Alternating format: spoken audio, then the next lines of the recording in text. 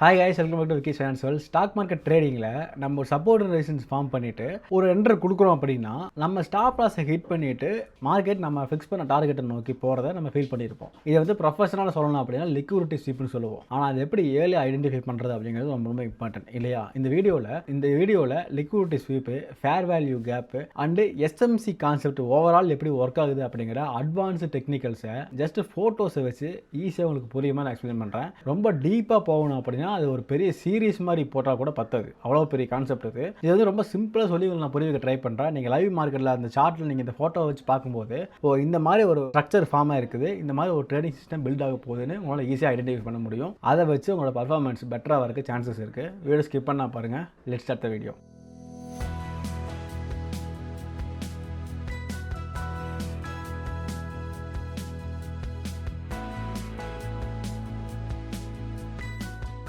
Okay, first எஸ்எம்சியில் liquidity sweep பண்ணி liquidity கிராப்லாம் என்னென்னு பார்த்துருவோம். உங்கள் இமேஜில் பாருங்கள், லெஃப்ட் சைடு ப்ரைஸு சப்போர்ட் லெவலில் உடச்ச கீழே வந்திருக்குது.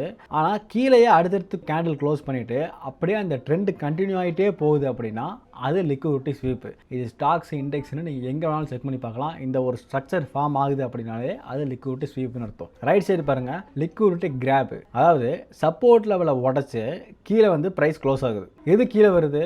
விக்கு மட்டும்தான் கீழே வருது, கேண்டிலோட பாடி கீழே வரல. இது தான் நம்ம லிக்விடிட்டி கிராப்னு சொல்கிறோம். அதாவது நான் நிறைய வீடியோஸ் சொல்லியிருக்கேன், ரீட்டைல் ட்ரேடர்ஸோட ஸ்டாப் லாஸ் தான் இன்ஸ்டிடியூஷன்ஸ் வந்து லிக்விடிட்டி யூஸ் பண்ணுவாங்க. விக்கு மட்டும் அவ்வளோ பெரிய விக்கை கீழே ஃபார்ம் பண்ணுறதுக்கு ரீசனே ஸ்டாப் லாஸை பூரா ஹண்ட் பண்ணிவிட்டு அதுக்கப்புறம் அப்சைடில் ராக்கெட் மொமெண்டம் மார்க்கெட்டு கொடுக்கும். அப்போ என்ன பண்ணணும், நீங்கள் முன்னாடி ட்ரேட் எடுத்துட்டீங்க அப்படின்னா ஸ்டாப் லாஸை கொஞ்சம் டீப்பர் இன்சைடு வைக்கணும். ரொம்ப சேஃப் சைடில் வச்சிங்கன்னா கண்டிப்பாக ஹிட் ஆகிரும்.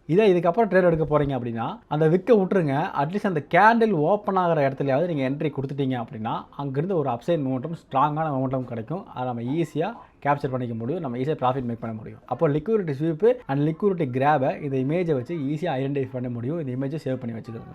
ஓகே, நெக்ஸ்ட் எஃபிஜி பற்றி பார்த்துருப்போம். ஃபேர் வேல்யூ கேப்புக்கும் சாதாரண மார்க்கெட் கேப்புக்கும் இருக்கிற டிஃபரன்ஸை பற்றி பார்ப்போம். ஓகே, இப்போ நீங்கள் இமேஜில் பாருங்கள், மார்க்கெட்டில் ரெண்டு பெரிய கேண்டில் ஃபார்ம் ஆகும்போது, அதாவது இந்த ஸ்ட்ரக்சரில் ஃபார்ம் ஆகணும், நீங்கள் சம்மந்தம் இல்லாத ஒரு சார்ட்டை பார்த்துட்டு ஏமாந்துடக்கூடாது. மார்க்கெட்டில் ரெண்டு பெரிய கேண்டில் ஃபார்ம் ஆகும்போது அதுக்கு முந்தின கேண்டிலோட விக்குக்கும் அதுக்கு அடுத்து ஃபார்ம் ஆக போகிற கேண்டிலோட விக்குக்கும் இடையில ஒரு கேப் இருக்கும். அந்த ஒரு இம்பேலன்சிங் தான் எஃபிஜின்னு சொல்கிறோம். மார்க்கெட்டு அந்த எஃபிஜிக்கு ரேஞ்சுக்குள்ளே வந்து எப்போல்லாம் டச் ஆகுதோ ஒரு ஸ்ட்ராங்கான ரிஜெக்ஷன் நடக்குது அப்படின்னு அர்த்தம். அப்போ என்ன ஆகும்? ஸ்ட்ராங்கான ரிஜெக்ஷன் நடக்குது அப்படின்னா மார்க்கெட்டு சடனாக ஒரு ஹியூஜ் ஃபால் இமீடியட்டாக நடக்கும். அப்போ அந்த இடத்துல நம்ம கேர்ஃபுல்லாக இருக்கணும்.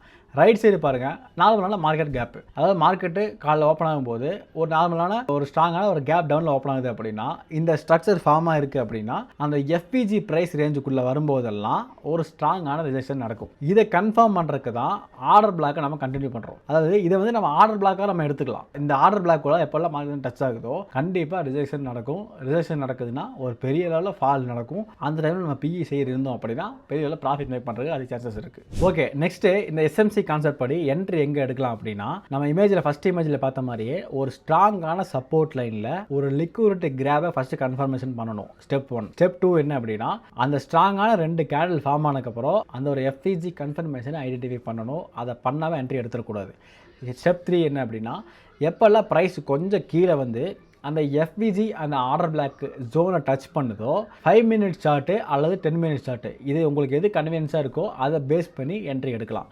செல்ஃப் அனலைஸ் பண்ணி மட்டுமே என்ட்ரி எடுக்கணும். இந்த ஃபோட்டோ வச்சு என்ட்ரி எடுத்துடாதீங்க. இது வந்து உங்களுக்கு எக்ஸாம்பிளுக்கு புரிய வைக்கிறதுக்காக நான் காட்டினேன்.